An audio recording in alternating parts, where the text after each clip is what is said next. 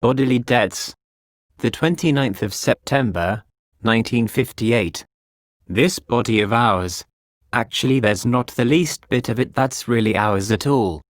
We've gotten it from animals and plants.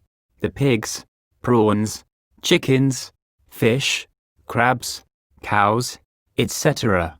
And all the various vegetables, fruits, and grains that have been made into the food we've eaten, which the body has chewed and digested and turned into the blood that nourishes its various parts. In other words, we've taken cooked things and turned them back into raw things. Ears, eyes, hands, arms, body, etc. These then become male or female.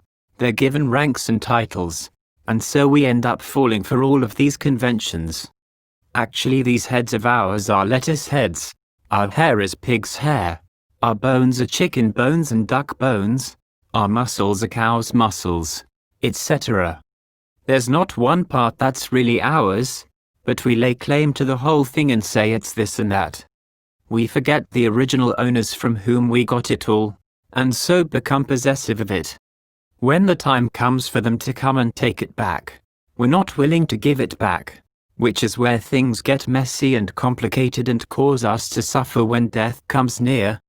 If all the various animals we've eaten were to come walking out of each of us right now, here I am not talking about the really big ones, like cows and steers, say that just all the little ones, the shrimps, fish, oysters, crabs, chickens, ducks, and pigs, came walking out.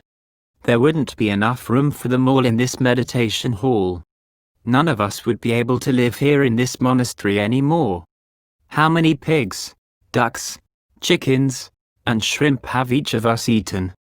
How many bushels of fish? If we were to calculate it all, who knows what the figures would be? All the animals we ourselves have killed for food or that we've gotten from others who've killed them. How do you think these animals won't come and demand repayment?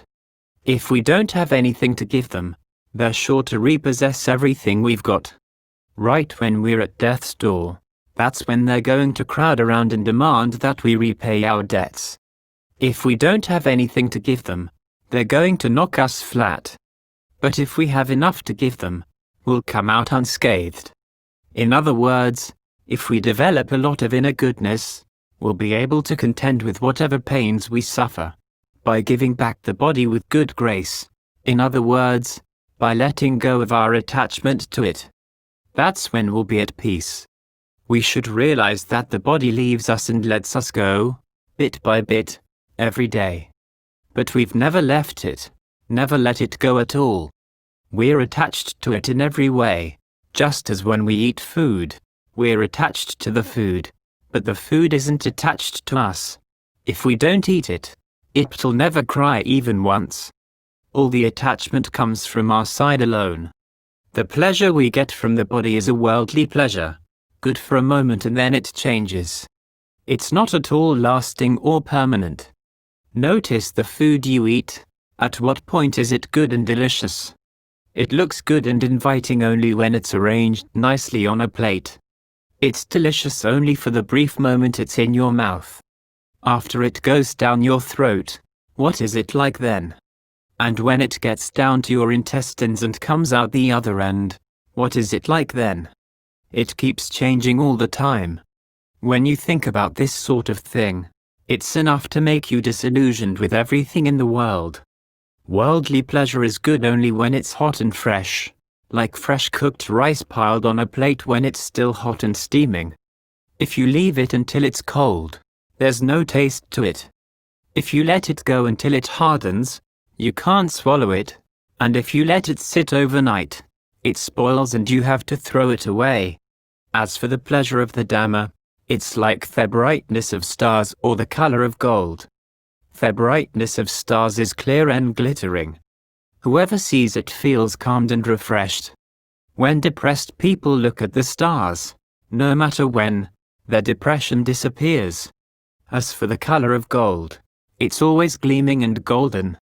No matter what the gold is made into, its color doesn't change.